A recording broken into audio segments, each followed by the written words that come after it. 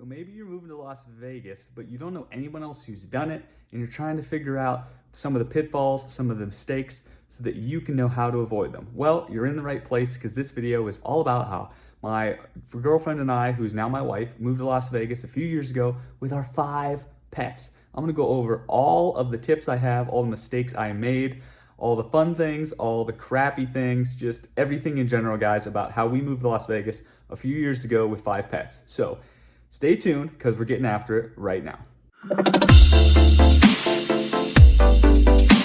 Hey guys, welcome back to the channel, Living in Las Vegas. Thanks so much for tuning in. If it's your first time on the channel, please go down below, hit that like, subscribe, and that notification bell so you don't miss any new videos. And if you're coming back to the channel, thank you so much for being a repeat subscriber and viewer. Really appreciate it. Please, same thing for you. Go down, smash that like button, thumbs up, and that little notification bell and the subscribe button so you get notified of every single new video I put out. I try to put out at least 1 or 2 a week.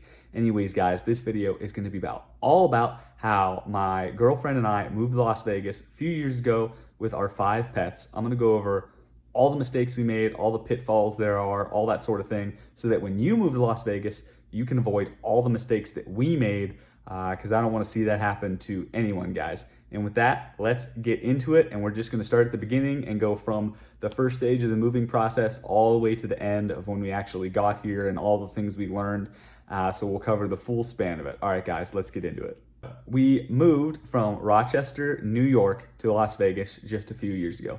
And the reason we were in Rochester, New York is because we were both going to college there at the University of Rochester. That's actually where we met freshman year. Total love story there. So we met, started dating, and then dated all through college. When we graduated, I didn't have a job. I'm originally from a small town in Western Pennsylvania, and I graduated a degree in chemical engineering. So if you know anything about small towns and engineering degrees, they really don't mix. And so I really didn't want to move back home because I didn't think I would be able to get a job. And my girlfriend at the time, she just graduated with a BS in molecular genetics. Yeah, right. I don't know what that's about.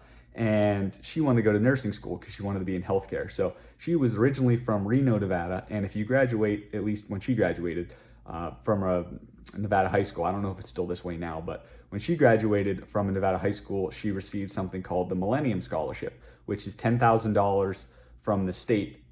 And you can use it for education purposes as long as you go to school if you go to college somewhere in Nevada. So since she hadn't used that yet, and she wanted to go to nursing school, she was eligible to use that for the nursing school. So we thought, hey, let's move back. And we didn't really want to move back to Reno because she didn't find any schools that she liked there, but there's really nothing wrong with Reno. We just chose Las Vegas. And so we decided, all right, let's do it.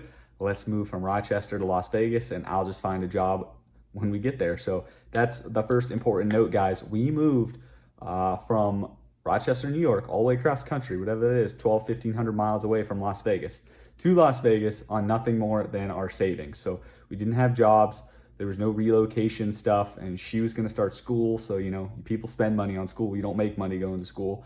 And like I said, I didn't have a job. Nobody had jobs. So if that's something you're doing, then make sure you listen up because we're going to talk about some of the financial stuff involved and how we did all that. But first tip, guys, you know, it did cost a few $1,000s, like maybe $5,000, $10,000, somewhere in that range, to move cross country. And that's like all the fees, getting the rental. The rental home had a lot of fees and stuff involved, and we'll talk about that. But just make sure if you're going to do this, you have enough money up front and you're not going to go into like a lot of debt, because we didn't want to go into debt doing this. So if you don't want to go into debt, make sure you have the money up front. And if you don't care about debt, just make sure you have enough credit limit on credit cards and things like that. You're going to be able to pay for everything to make this a comfortable and fun move as much as possible. As far as actually getting to Las Vegas from Rochester, New York, so we had 2 vehicles at the time. We had my RAV4, Toyota RAV4, which is like a midsize SUV, and she had a Subaru Crosstrek, which is like a small SUV essentially.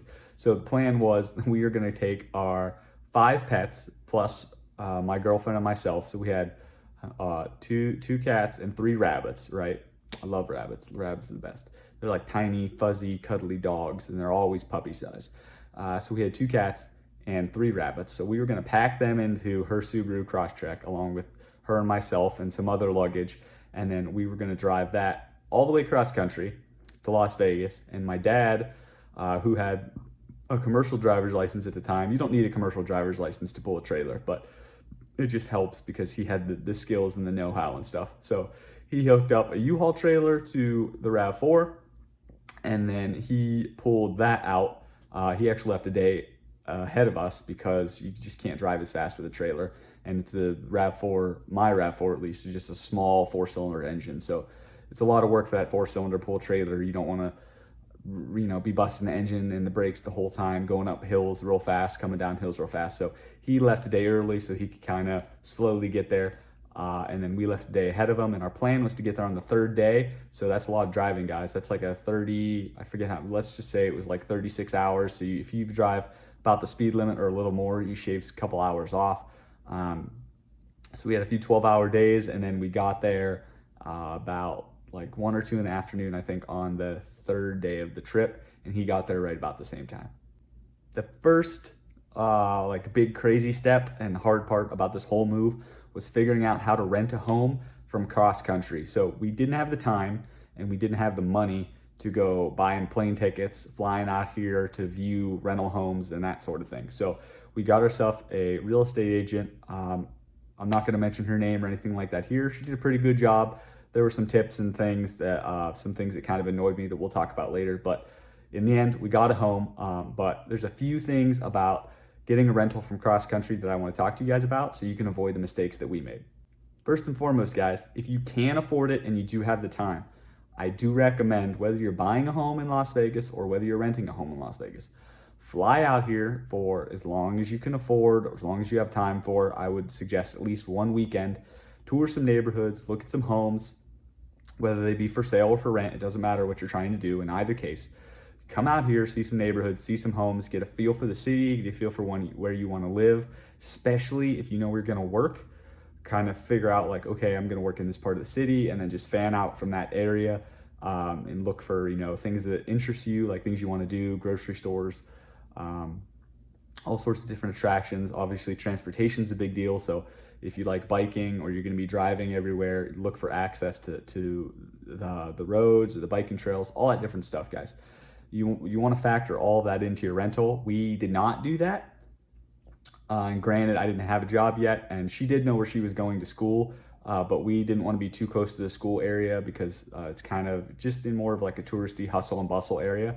So in our mind, we wanted to be kind of away from that. So we didn't do that, guys. We didn't really get to see the rental, and that kind of bit us in the butt because the rental wasn't really, it had the square footage that we needed. It had the bed and the bath space, that sort of thing. But as far as the layout, we definitely could have gotten a better layout. As far as the location, we could have got a better location.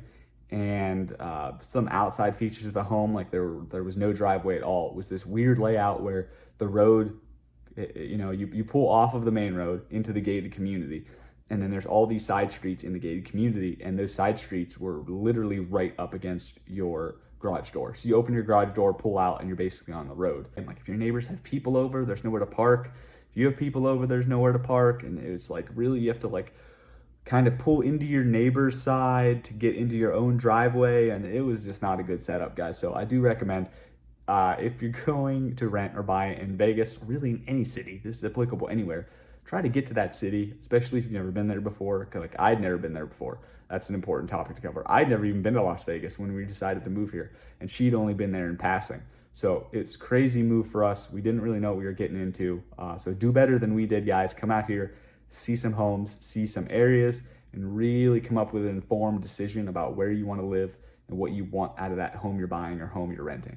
A couple more things, guys. Since I didn't have a job and my girlfriend at the time didn't have a job, we had the savings to pay for like a full year of the rental, right? That we'd saved up working college jobs.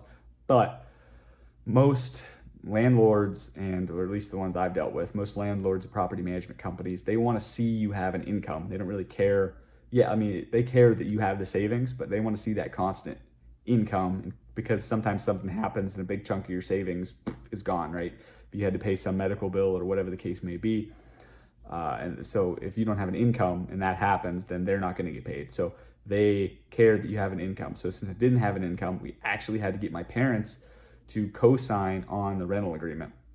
So if you're moving somewhere and you don't have a job, make sure that's not going to happen to you, or if it does happen to you, you think it might happen to you, make sure that there's somebody in your life that can co-sign, that's okay with that. And if you co-sign on something, like my parents co-signed on our rental for instance, if something were to happen to us and we could not pay the rental, then they, as the co-signers, would have had to pay. So make sure that if you're ever co-signing for someone, that you're okay with that, or vice versa. If someone's co-signing for you, they understand, just in case something happens. And most of the time, nothing happens. But if something does happen, something unfortunate, somebody is going to be on the hook for the rental. So just make sure everybody involved understands that. Finally, guys, I want to talk about our agent. Like I said, we did end up getting a home, but she wasn't super responsive, and she knew that we were first time, to Las Vegas. We weren't locals. We weren't moving back. We weren't really from that area. I mean, I was from the other side of the country, and my wife was from Reno, so we weren't from Vegas, and she knew that. And we really didn't get a lot of information about the areas or about the rental process. So when you do move somewhere, if you're moving to Las Vegas, please look me up. My contact information is on the screen somewhere, or it's down below. Look me up. I'll be happy to give you as much information as you want, shoot you some video tours, that sort of thing. Or if you'd rather go with a different realtor, that's totally fine. My number one concern is that you find a good realtor, someone who is responsive. So you want somebody who picks up the phone or answers text messages and emails really quickly. You want someone who is not afraid or upset to answer your questions, because if you're moving somewhere for the first time, chances are you're going to have a lot of questions, and you want somebody to answer those questions. You want an expert answer to those questions, not just some random answer that's not that good, or being totally ignored, because that's no fun. So make sure you get those two things. And just third, guys, make sure it's somebody you can work with, someone you actually like speaking to, because they might be the best expert and they might be super responsive. But if they're kind of rude, or if you can't understand them, or whatever the case may be, just make sure it's someone you can get along with and really work with, because this is a business proposition, but more than that, it's your life, right? It's business for them, but this is you moving to a totally new city and starting essentially a new chapter of your life. So you need to find a partner in that transaction you can work with, you get along with, and that you actually like. I'm not going to talk about the actual drive that much, but it was a lot of fun. I'm a big national park buff, and this was my third drive, I think, across the country. So we went south, down through New Mexico, Texas, that sort of area, on, what is that, Interstate 90? I can't even remember. Maybe it's Interstate 60.